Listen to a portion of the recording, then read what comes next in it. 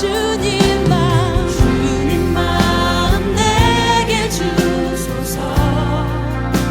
내 아버지. 오늘은 우리 주님의 영광교회가 이곳 숄라인에 둥지를 튼 지 만 5년이 되어지는 5주년 주일 예배의 날입니다.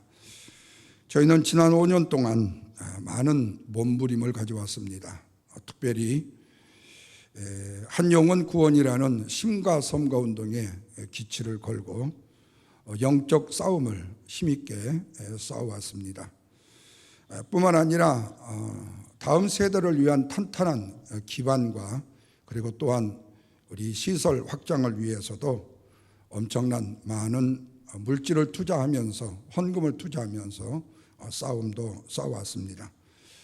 이렇게 5년의 1차 계획이 지나서 2020년부터 새롭게 제2단계 2차 3년 계획을 준비하고 있는 중에 설상가상으로 2020년도 초가 들어서 우리가 알고 있는 코로나 바이러스로 인한 록다운이 시작이 되었습니다. 그래서 사회적 거리두기로 인하여서 지금까지 한 번도 경험해보지 못하고 겪지 못했던 이런 아픔의 싸움을 지금도 싸우고 있습니다.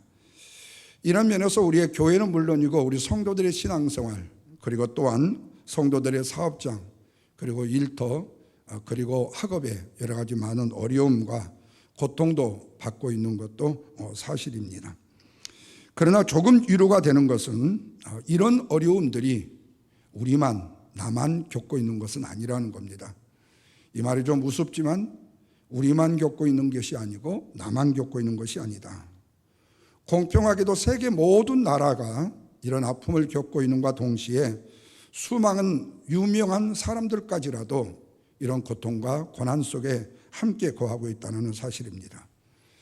그래서 유익한 행동도 많이 못하지만 무익한 행동도 할 수 없는 이런 처지가 되어버리고 말았습니다.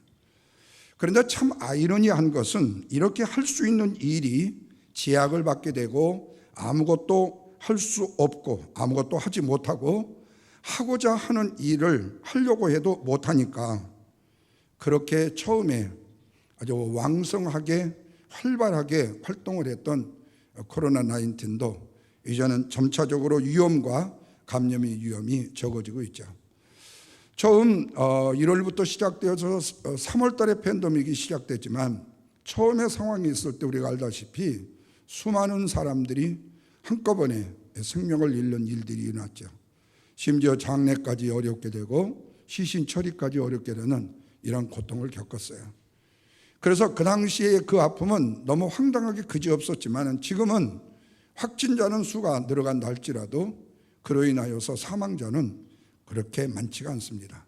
거의 1%에 가까울 정도로 지병이 있는 사람들에 의해서만 세상을 떠나게 되는 이런 아픔을 겪고 있습니다. 그런데 여기다가 또 하나의 제약을 받고 있는 일이 있습니다. 그게 뭐냐면 바로 죄라는 종자입니다. 죄가 제약을 받고 있습니다. 락다운이 되면서 사람들이 그 무엇인가를 할 수 있었는데 어떤 일이든지 제약을 받고 하지를 못하다 보니까 죄의 세력마저도 이제는 점차 줄어들고 있다는 사실이에요. 그래서 여러분 요즘에 교통 티켓을 떼는 사람도 그리 많지가 않고 그리고 폭력으로 인해서 여러 가지 어렵고 힘든 일들을 겪는 것도 그리 많지가 않습니다. 지금 현재 일어나고 있는 블랙 시위에는 다른 어려움들이 그렇게 이전보다 많이 일어나고 있지가 않아요. 이런 면에서 볼 때 우리가 락다운이라는 고난 가운데 있는 것은 사실이에요. 그러나 이 락다운을 우리가 하나님이 주신 락다운이라고 생각한다면 오히려 이 기회가 우리에게는 참으로 유익한 기회로 삼을 수 있는 계기가 된다는 말씀입니다. 유익한 활동을 많이 할 수 있는 것은 줄어들었지만 그만큼 죄를 지을 일들도 줄어들고 있다는 거죠. 그래서 이런 봉사라는 것 자체가 우리의 삶 속에 크게 뒤죽박죽 되어지지 않는다면, 그렇지 않는다면 우리의 삶은 오히려 평안하고 안전한 삶이 될 수도 있다는 말이죠. 그래서 이것이 위험할 수도 있고 급할 수도 있고 힘들 수도 있고 좋을 수도 있지만 그러나 이 상황 자체에 성경이 우리에게 말씀하고 있는 내용은 바로 오늘 본문 1절이에요. 보라, 지금은 고난의 락다운이라도 축복이 되어줄 수 있다라는 말씀입니다. 몸은 힘들지요. 마음은 그러나 새로워질 수 있는 길이 바로 이 락다운을 통해서 우리에게 주어지고 있다는 사실이에요. 물론 성경은 고난은 유일하고 우리에게 말씀을 하지만 지금 우리가 당하고 있는 고난 자체가 우리가 이해하기가 힘들고 우리가 받아들이기가 쉽지 않은 어려운 형편만은 사실이에요. 왜냐하면 우리의 생전에 이런 일들을 겪어본 적도 없었고 이런 시련과 아픔을 겪어본 적도 그리 많지가 않았기 때문에 그래요. 그래서 왜 이런 고난이 우리에게 왔을까라고 사람들은 당황해하고 때로는 반문을 할 수도 있겠죠. 그러나 이런 고난에, 락다운의 고난이라는 역경을 우리가 거칠게 한번 아주 극단적으로 이해한다면 이렇게 말할 수 있겠죠. 바로 이런 락다운의 고난이, 코로나 바이러스라는 이 정국이 바로 우리로 하여금 죄를 멈추게 한다는 사실이에요. 다시 말하면 이만큼 거리두기가 있고 그만큼 사회적 활동이 줄어들수록 우리 인간이 범죄하는 일들은 훨씬 줄어들고 있다는 사실이에요. 많은 사람과의 관계에서 문제가 생기고 사람과의 관계에서 시비가 생기고 사람과의 관계에서 사기가 있고 아니면은 다른 사람과의 시비거리가 있게 되는데 이런 사회적 거리를 통해서 사람과의 관계가 적어지다 보니까 문제도 적어지고 시비도 적어지고 싸움도 적어지더라는 거죠. 그러니까 어려움이지만 어려움이 바로 우리에게는 죄라는 것을 다운시키는 이런 계기도 된다는 겁니다. 뿐만 아니라 우리가 고난을 당하게 되어지게 되면 우리가 힘을 잃어버립니다. 다시 말하면 막다른 골목이라고 생각하기 때문에 다른 인간적인 욕심을 더 부릴 이유가 없게 되어져요. 그리고 죄를 지을 만한 힘도 없게 되어지게 되는 겁니다. 이렇듯이 하나님이 락다운을 통해서든지 고난을 통해서든지 우리를 가두신다면 우리는 더 이상 죄악으로 가지 않을 수도 있다는 말씀이죠. 그래서 이 기회가 우리에게 중요하다고 말씀해요. 그래서 오늘 본문 1절과 2절 말씀을 보시면 다 같이 읽습니다. 하나님의 은혜를 헛되이 받지 말라. 지금은 내가 은혜를 베풀 때에 너에게 듣고 구원의 날에 너를 도왔다고 하셨으니 보라 지금은 은혜 받을 만한 때요 보라 지금은 구원이로다. 어쩌면 역설적으로 지금 때보다도 더 좋은 때가 더 있을까 하는 말씀이에요. 이 말씀을 다른 말로 말하면 지금이 내가 영적으로 성장할 수 있는 기회가 시간이 없다 뭐가 없다라는 핑계를 댈 수 있는 기회가 되지 못한다라는 거죠. 지금이 바로 락다운이 우리로 하여금 다시금 우리의 삶 속에 오지 못할 영적 충전의 시간이 되어줄 수 있다는 말씀이 돼요. 그렇다면 오늘 우리 교회가 오준을 맞이하면서 특별히 코로나 바이러스로 인하여 락다운이 되었을 때에 오늘 우리가 이 시간들을 어떻게 만들어 가야 될까 하는 거죠. 첫째는 지금의 때를 젖대로 놓쳐서는 안 된다는 거예요. 어렵고 힘든 때인 것을 알고 시련의 때인 것도 알고 고통의 때인 것도 알고 뭔가를 하고 싶어도 할 수 없는 때라는 것을 알지만 지금의 이 때를 우리가 놓치지 말라는 거예요. 그래서 본문 1절 말씀에 다시 봅니다. 하나님께 함께 일하는 자로 그랬어요. 하나님과 함께 일하는 자로 하나님의 은혜를 헛되이 할 때가 아니다. 하나님이 함께 일하는 자로서는 이런 때가 하나님의 은혜를 헛되이 흘려보는 때가 아니다. 그래서 지금까지 하나님이 우리에게 주신 은혜든지 지금 우리가 받아야 될 은혜든지 어떤 은혜라도 그 은혜를 헛되이 소비할 때가 아니다. 그 말이에요. 그리고 2절 말씀해 보시면 뭐라고 그랬죠? 내가 은혜를 베풀 때가 지금 하나님이 우리에게 은혜를 베풀어 줄 때가 구원의 날이기 때문에 보라 지금은 은혜를 받을 만한 때요 보라 지금은 구원의 날이 되기 때문이다. 이렇게 말씀해요. 다시 말하면 지금이라는 시간이 우리에게는 정말로 소중하고 귀중한 시간이다. 그래서 이 지금이라는 시간을 절대로 놓치지 말라고 말씀하고 있어요. 바로 이 시간을 놓치지 않고 살아가는 삶의 방법이 우리가 하나님의 은혜를 받아 누리며 그 은혜를 유지하고 그 은혜를 확장시켜 나갈 수 있는 계기가 되어진다. 그래서 여러분 우리가 하루에 어느 날 좋은 음식을 아무리 먹었다 손 치더라도요 그 음식이 지속되지 아니하고 오늘은 터지게 먹었는데 내일은 배가 굶주리도록 고픈다면 그것은 그 음식을 많이 먹을 때 아무 소용이 없어요. 그때 먹었던 음식이 지금도 지속적으로 계속 유지가 된다면 우리의 건강은 유지되는 원리와 같다라는 거죠. 하나님의 은혜가 우리 속에 지금 동안에 임했었더라면 그 은혜를 지금 현재 락다운의 상태에서도 그 은혜를 우리가 유지하고 그 은혜를 함께 나누는 아름다운 역사를 이루어야 되는데 그 은혜를 이런 락다운에 시달리고 있어 은혜마저도 락다운을 시키지 말라는 거죠. 그래서 지금이라고 말하고 있는 거죠. 지금 코로나 바이러스로 인한 감염으로 인해서 팬데믹의 상태가 할지라도 지금이라는 현재의 시간을 소중히 여길 줄 아는 은혜의 사람으로 살아가야 된다고 말씀하고 있어요. 우리의 힘으로 무언가를 할 수 있을 때든지 우리의 힘으로 뭔가를 할 수 없을 때든지라도 우리는 지금의 은혜의 때를 잊어버리지 말자. 설령 지난 과거에 마음껏 활동하고 마음껏 죄짓고 살아가던 때를 회상하며 살아가는 모습이 아니라 하나님 앞에 기대하는 자의 모습은 지금과 미래가 중요하기 때문에 그렇습니다. 지금의 때가 어느 때라 할지라도 지금이 중요한 때라고 말씀하고 있어요. 지금의 때를 비록 팬데믹의 상태라 할지라도 이 시대를 바르고 살지 못하게 되면 이것이 풀리고 난 다음에 우리가 자유가 주어졌을 때 우리가 나중에 잘 믿고 잘 섬기고 잘 해보겠다는 막연한 다짐이라도 다 무용지물이 되어질 확률이 많기 때문에 그래요. 중요한 것은 바로 지금이라는 거예요. 지금. 그래서 바울은 보라 지금이 은혜를 받을 만한 때요 구원의 날이라고 말씀하고 있습니다.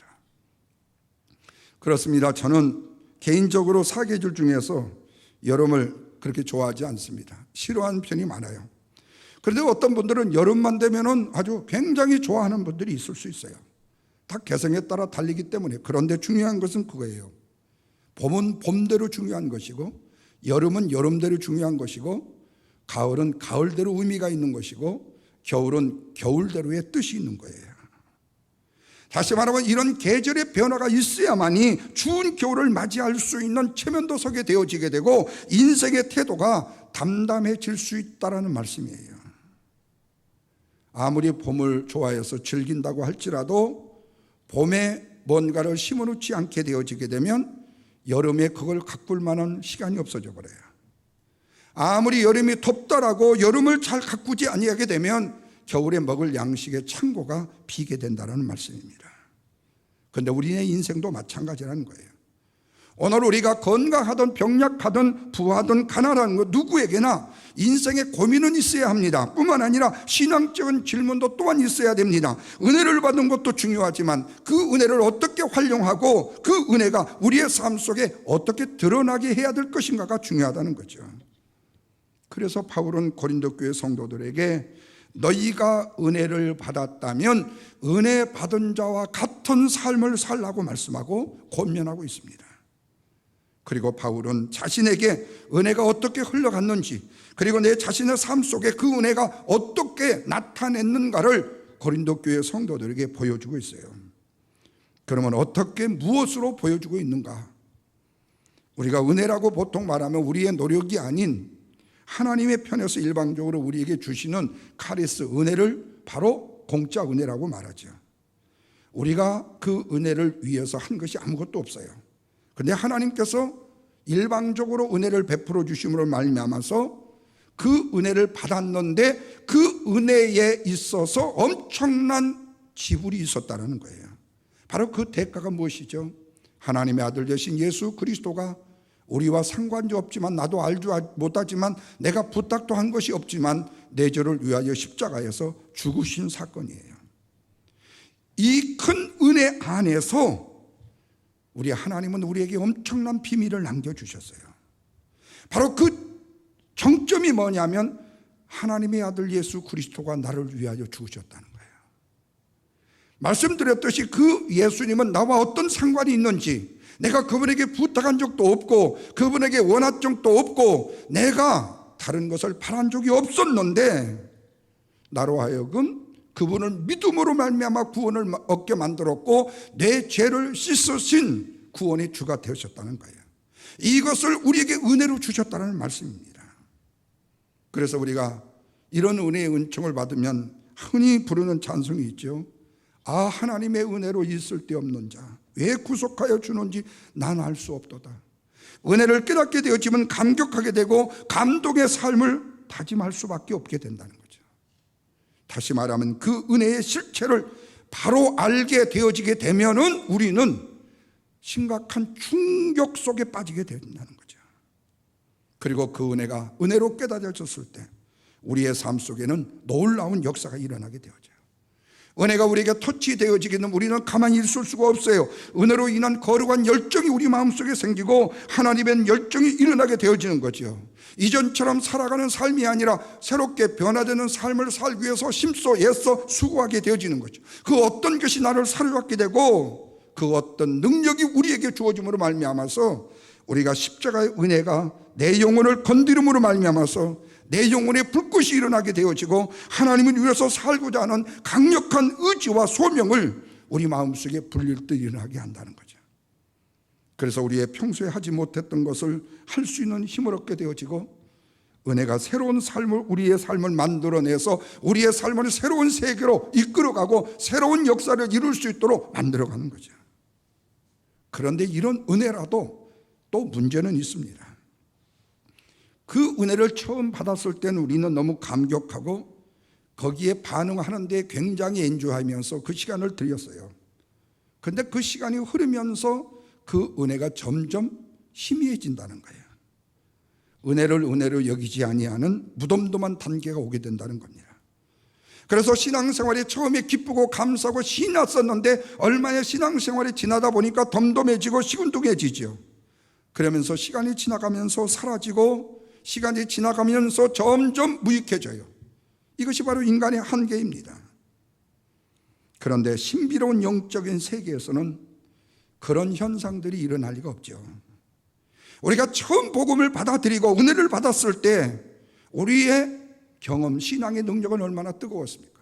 얼마나 아름다웠습니까? 얼마나 고상했습니까? 다른 사람이 따라오지 못할 만큼, 추종하지 못할 만큼 우리는 그 은혜 안에 들어가 심한 기쁨과 감격과 희열을 누렸어요. 그런데 그런 경험들이 오래가지는 못한다는 거예요. 아무리 경이로운 일이라 할지라도 시간이 지나가면 덤덤해지고 시간이 지나면 희미해진다는 거예요. 우리는 대표적으로 이 사건을 이스라엘 민족들의 출애굽 사건에서 우리가 얻게 되어져요. 이스라엘 민족이 애굽에서 출애굽했을 때 10가지 재앙을 한번 생각해 보세요. 그런 역사적인 일들이 언제 있었습니까? 마지막에 10번째 장자가 죽는 역사를 통해서 구원의 역사의 사건이 이루어지게 되어요. 그리고 그들이 출애굽을 했는데 가로막고 있는 홍해 때문에 난관이 되는가 했더니 하나님께서 모세를 통해서 홍해를 갈라요. 정말로 일생일대에 이렇게 경이적인 모습을 처음 봤어요. 뿐만 아니라 그들이 10가지의 재앙 자체는 지금 동안 생애 동안에 한 번도 경험해보지 못했던 일이었어요. 얼마나 기쁘고 얼마나 감사했는지 춤을 추었습니다. 그런데 그 흥분이 오래가지 않았어요. 작심 3일이라고 사흘길을 가다가 결국에 그들이 물을 만나지 못하자 그들은 다시 하나님을 원망하기 시작했고 지도자 모세를 원망하기 시작했어요. 이전에 힘들고 어렵다고 자신들의 아픔과 시련을 하나님 앞에 아뢰던 불평과 원망이 자신도 모르게 이전의 모습 속에서 그냥 그대로 튀어나오더라는 거죠. 결국 그것이 오래되게 되어지면 매너리즘에 빠지게 되죠. 아무리 하나님의 큰 은혜라도 은혜를 은혜로 받아들이고 끝까지 그 은혜를 유지하지 못하게 되면 우리의 떨림과 감격이 식어지게 되어지면 모든 것이 시큰둥해지고 그 은혜에 대한 감격이 넘쳤을 때는 무엇에도 피곤치 않고 무엇에도 어렵고 힘들지가 않았었는데 은혜의 감격의 희열이 사라지니까 의무만 남게 되더라는 거죠. 그래서 주님은 우리에게 말씀하시기를 절대로 은혜를 헛되이 받지 말라 그 말이에요. 그러면 헛되이 받지 않는 은혜를 어떻게 유지해야 하는가 그거예요. 은혜에는 어떤 일에도 재생의 기능이 있습니다. 다시 리커버하는 회생의 기능이 있어요. 이스라엘 공동체는 믿음에서 완전히 떠나지 않았습니다. 잠시 그들에게 원망하고 불평하고 하나님에 대한 원망은 있을 수 있었지만은 그들이 하나님의 은혜를 잠시 잊었지만 그들의 믿음의 신앙은 떠나지 않았어요. 그래서 하나님께서 이스라엘 백성들에게 이 은혜의 리마인드가 필요했던 거죠. 다시 말하면 회복을 위한 상기가 필요했다는 거예요. 그래서 일어난 일이 뭐냐면 이스라엘 민족들로 하여금 절기를 지키게 한 거예요. 하나님이 가난했기 때문에 그들이 드리는, 백성들이 드리는 제사의 제물을 취하기 위해서 하나님 앞에 제사, 절기를 드리라는 게 아니라는 거죠. 제가 어제도 성도들에게 우리 창립주년 이 떡이나 케이크 이거를 위해서 제가 단체 카톡에다 이거 올려드린 거 있죠.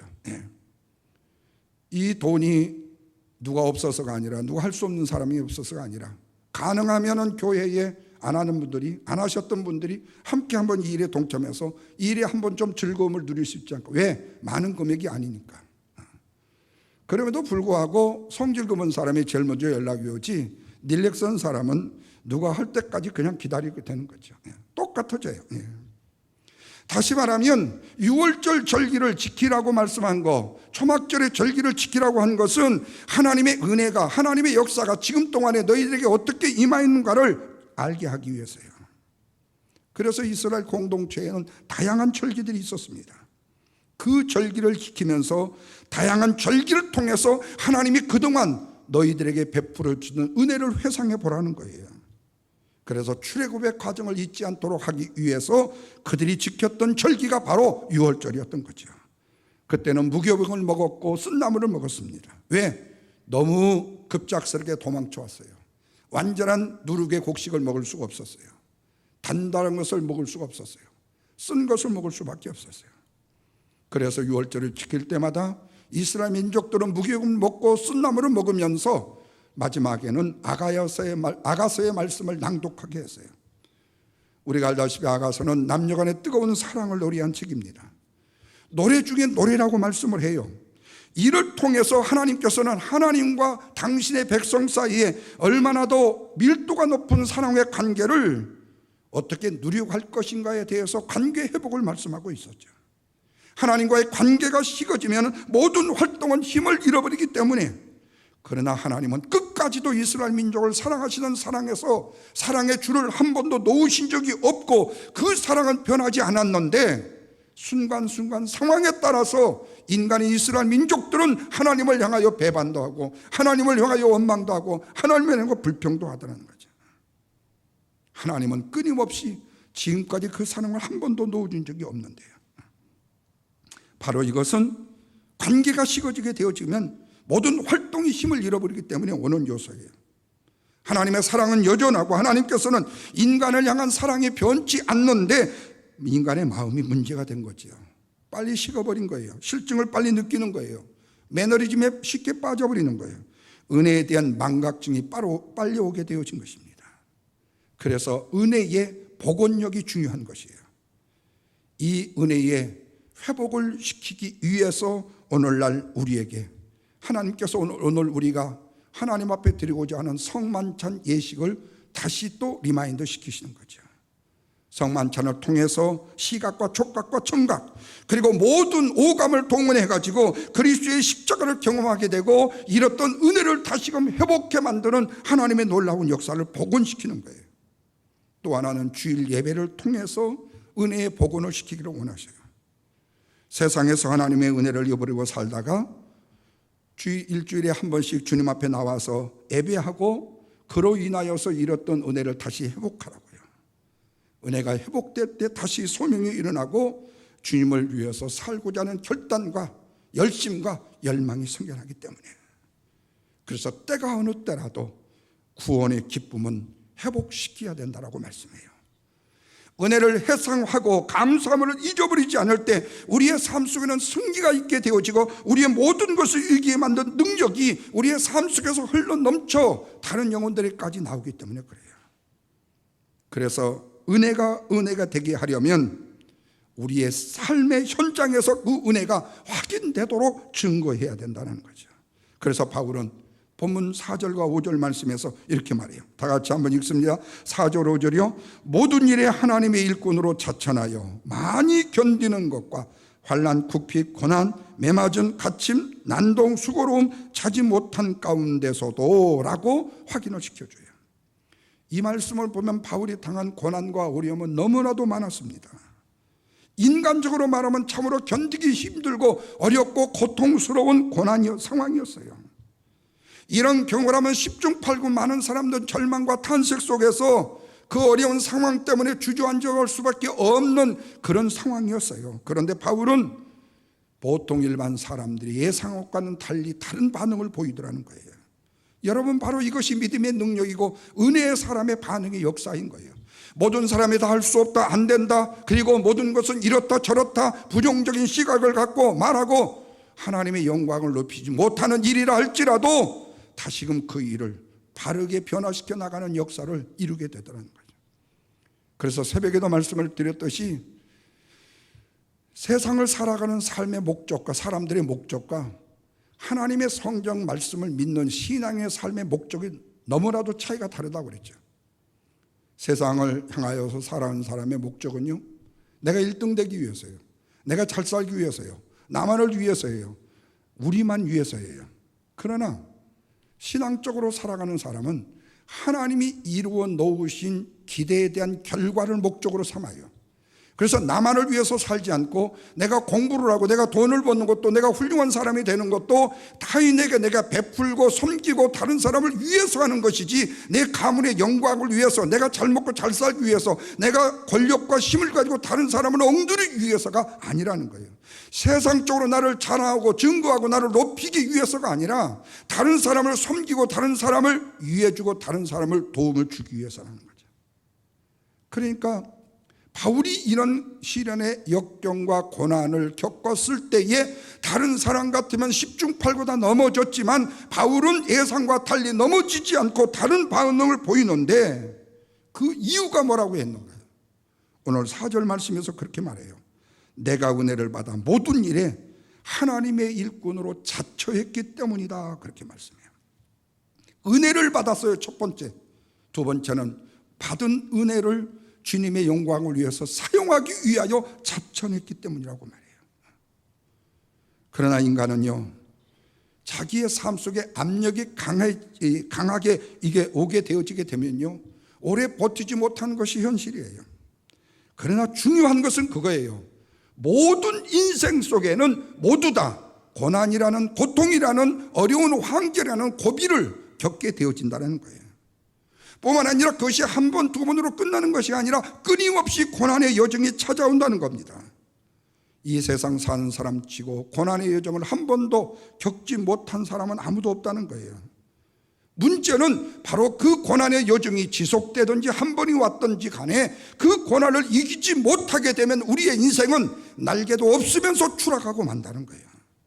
문제는 그 고비를 넘기느냐 넘기지 못하느냐에 문제가 달려있다는 거죠. 바울은 생애 속에서 수없는 고비가 있었습니다. 그런데 바울은 그 인생의 고비를 넘길 수 있었어요.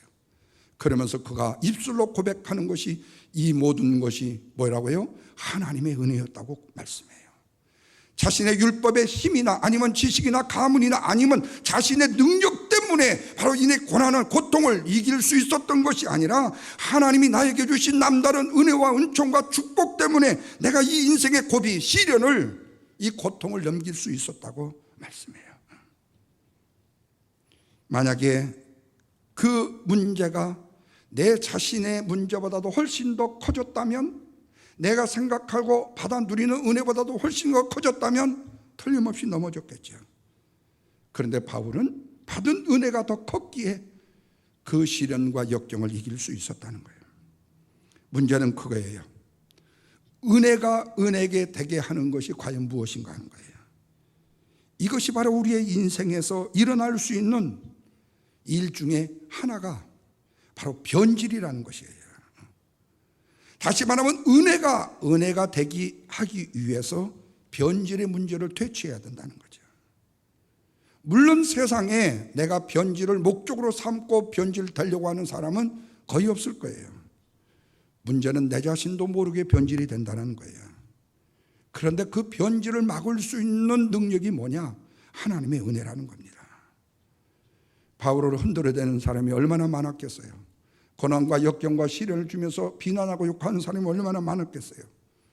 그 수많은 방해의 공작과 그 요소에도 불구하고 변질되지 않고 타협하지 않고 막을 수 있었던 힘이 바로 바울은 하나님의 은혜였다고 고백을 해요.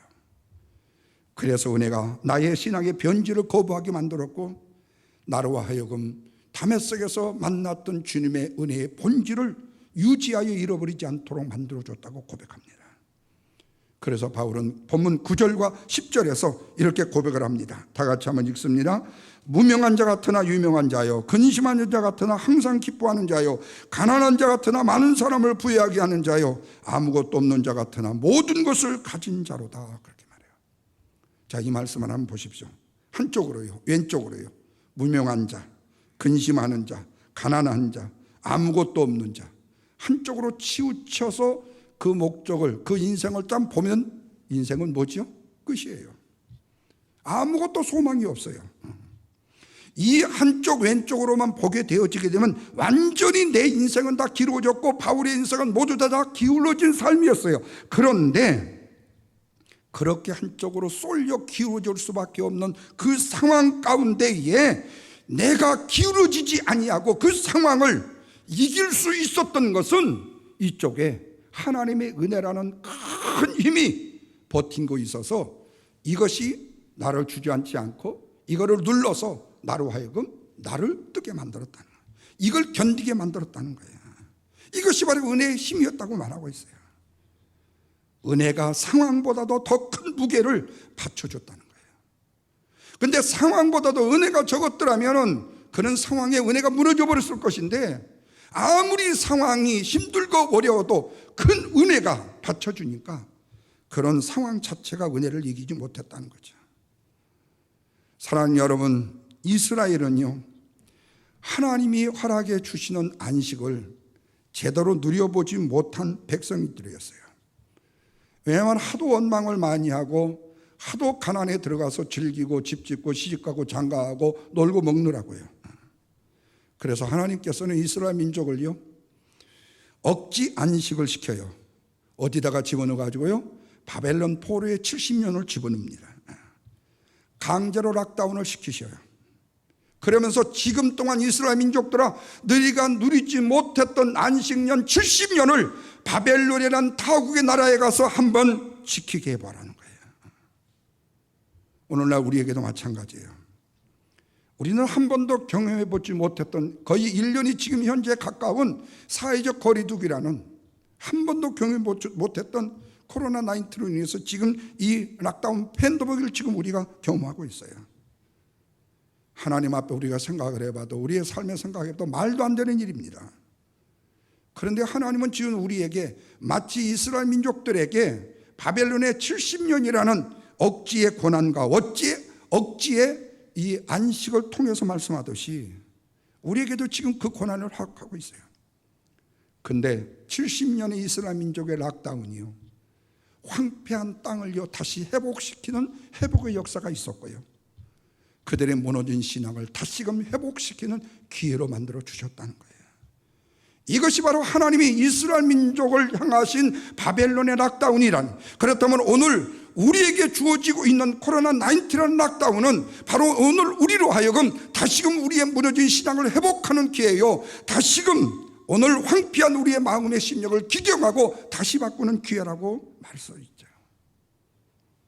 자, 이렇게 좋은 기회로 만들려고 하지만 그러나 악한 사단 마귀는 절대로 우리에게 이런 기회마저도 아름다운 기회의 조건으로 만들게 하려고 허락하지 않는다는 거죠. 가만히 있을 리가 없죠. 그래서 우리를 미혹하는 겁니다. 우리를 유혹하는 겁니다. 그래서 사회적 거리두기로 집안에서 식구들끼리만 있다 보니까 내용도 없고 요즘에는 넷플릭스에서 많이 나오는 카나다 가지면 댕강댕강 목 자르는 이런 드라마 이거에다가 우리의 안식의 시간을 빼앗기고 있어요. 뿐만 아니라 요즘에는 집안에서 남편 내근하고 아내도 집에 있고 그러다 보니까 부부 사이가 좋아졌다고 하면서 일명 부부의 세계라는 불합리한 막장 드라마에 우리의 세계, 우리의 영적인 능력을 빼앗겨서 버리는 안식한 시간으로 바꾸고 있다는 거예요. 다시 말하면 영적인 깊이의 시간을 잃어버리게 만드는 오늘 내 가정 안에서의 사탄이 오늘 우리를 미혹하고 있을 수 있다는 거예요. 우리를 절대로 그냥 아름다운 삶으로 그냥 놔두지 않는다는 거예요. 가만히 있을 리가 없다는 거죠. 그래서 오늘 주신 말씀이 하나님의 은혜를 절대로 헛되이 받지 말라고 말씀하는 거죠. 마찬가지로 하나님의 안식의 시간을 헛되이 보내지 말라고 말씀하고 있어요. 코로나 바이러스로 인한 락다운의 시간이 우리로 하여금 하나님을 기도하게 하는 시간이요, 하나님의 말씀을 묵상하는 시간으로 삼아야지 이것을 세상적인 노름이나 세상적인 즐거움으로 바꿔서는 안 된다는 거예요. 그렇다면 이 락다운이 이제는 해제가 되고 우리가 자유롭게 우리의 세계를 간다고 했을 때에 어떤 일이 일어날까? 저는 한번 상상을 해봐요. 이 팬데믹이 다 끝나고요, 자유롭게 여행도 하고 자유롭게 간다고 하면요, 아마 지금 미국에 계시는 한인 교포분들은요 모두 다 한국 간다고요, 아니면 유럽 여행 간다고요, 모든 티켓들을 아주 그냥 불나게 끊을 겁니다. 아마 그때는요 항공사가 불나고 여행사가 불날 거예요. 호경기를 누릴 겁니다. 한국에 계신 분들은 그동안에 유럽 여행, 미국 여행, 아프리카 여행 못한 거 하려고 비행기 티켓 끊고요. 그러다가 그동안에 락다운 돼서 가만히 스탑해 있던 비행기가 열심히 움직여야 되는데 너무 분주하게 비행기를 많이 띄워야 되게 되면 정비가 제대로 안 돼요. 그러다 보면요 수백 명이 한꺼번에 죽는 일은 다반사고요. 뿐만 아니라 돈을 못 써갖고 세상적으로 죄송한 표현이지만 환장한 사람들이 세상에 가갖고 얼마나 많은 일들을 저질지 몰라요.